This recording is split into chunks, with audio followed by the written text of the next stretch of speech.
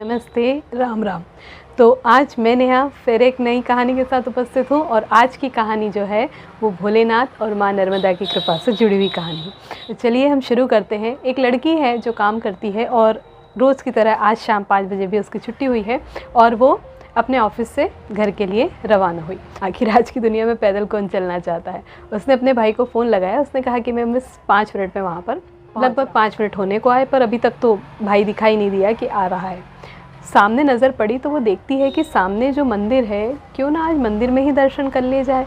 जब तक भाई आ रहा है रास्ता देख रही हूँ, इतनी देर मंदिर में दर्शन भी हो जाएंगे। अचानक ही उसके कदम मंदिर की तरफ बढ़ गए। अब जब वो मंदिर में जाने लगी तो वो देखती है मंदिर की सीढ़ियाँ चढ़ते हुए कि आज तो मंदिर में बड़ी भीड़ है, आखिर इतने लोग आए कहाँ से। चढ़ते चढ़ते देखा सारे लोग, अधिकतर लोग सफ़ेद परिधान में हैं। कुछ रंग बिरंगे कपड़े भी पहने, पर ज़्यादातर लोगों ने सफ़ेद पहने हैं। परिदृश्य देख के वो समझ गई कि ये सारे लोग जो हैं वो परिक्रमावासी हैं। ज़रूर ये माँ नर्मदा की परिक्रमा कर रहे हैं और आज रात इन्होंने यहीं पर विश्राम करना है और कल सुबह फिर ये अपना डेरा आगे ले जाएंगे। भोलेनाथ के पूजा करने के बाद वो लड़की सोचने लगी भाई अभी तक भी नहीं आया लेने। फिर उसने सोचा इतने सारे परिक्रमावासी, आज 11 भी है, सारे लोग एक ही जगह एकत्रित हैं, तो क्यों ना मैं इनकी सेवा में कुछ करूं। क्या किया जाए। सर्दियों का मौसम है, शाम की 5 बजे ये सारा उधेड़-बुन दिमाग में चल ही रहा है।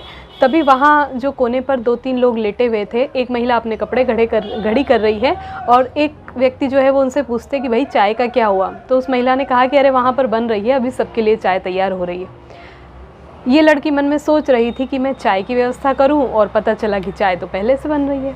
अब चाय की व्यवस्था क्या करना, सारे लोगों के लिए चाय बन रही है। फिर भी उसका मन नहीं माना। पड़ोस में जो एक दादा लेटे हुए थे उनसे पूछा, दादा आप लोग परिक्रमावासी हैं? उन्होंने कहा हाँ हम परिक्रमावासी हैं। तो आप लोग कितने लोग हैं जो यहाँ पर आए हैं? तो दादा ने इशारा किया, पता नहीं, जाओ देख लो अंदर जाकर। अब वो सोचने लग गई कि भैया इतने सारे लोग, जैसे ही थोड़ा अंदर गई तो कहीं यहाँ 4-5 लोग, वहाँ 4-5 लोग, काफ़ी सारे लोग थे और पता चला कुछ आ भी रहे थे, कुछ जा भी रहे थे। तो उसने सोचा इस तरह से तो गिनती करना मुश्किल है कि आखिर कितने लोग हैं, और वैसे भी चाय की व्यवस्था तो हो ही रही है। ये सारा कुछ मस्तिष्क में चल रहा था। फिर एक ध्यान गया कि भाई अभी भी नहीं आया, तो फिर अब क्या करूं, मैं आखिर अपनी तरफ से क्या सेवा कर सकूं। फिर थोड़ा और आगे जाती है, जो दूध की डेयरी थी वो खुली थी। तो उसने सोचा कि भाई सर्दियों का मौसम है, इतने सारे परिक्रमावासी हैं, मंदिर का माहौल है, तो हो सकता है रात्रि में भी भजन कीर्तन चलेगा, तो निश्चित रूप से चाय की और आवश्यकता हो सकती है, दूध की और व्यवस्था होगी तो सबके लिए अच्छा रहेगा। तो उसने अचानक ही वो डेयरी पे पहुंच गई और 2.5 लीटर दूध लिया और फिर वापस मंदिर में आई और कहा कि मेरे ये दूध आप रख लीजिए और जो भी परिक्रमावासी हैं उनके लिए आप जो भी आयोजन कर रहे हैं उसमें इसको मिला लीजिए। तो वहाँ जो 2 रहे थे और एक जो बैठे थे वो हंसने लगे। बोले देखा भोला, तुम कह रहे थे कि भैया दूध और होता तो बड़ा अच्छा रहता। तो उनकी बातें सुनकर उस लड़की ने कहा कि क्या वाकई में आप लोगों को आवश्यकता थी? तो उन्होंने कहा कि हाँ, ये सोच ही रहा था कि भाई यदि 5 लीटर दूध होता तो हम आज जो है खीर का आयोजन करते इनके प्रसादी में। उसने कहा लेकिन मैं तो 2.5 लीटर ही लाई हूँ। तो बोले कोई बात नहीं, ठीक है।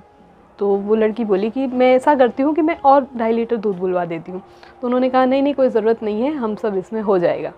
अब इतने में भाई आया, उसने उससे कहा कि भाई तुम जाओ 2.5 लीटर दूध मुझे और ला कर दो। और वो 2.5 लीटर दूध भी उसने भोलेनाथ के आगे पहले हाथ जोड़ कर रखा और फिर वहाँ पर रसोइये थे उन्हें दिया कि आप इनके प्रसादी में जो भी आप बना रहे हो उसमें इसको सम्मिलित कर लीजिए। और पहले से भी काफ़ी सारी तैयारियां थी।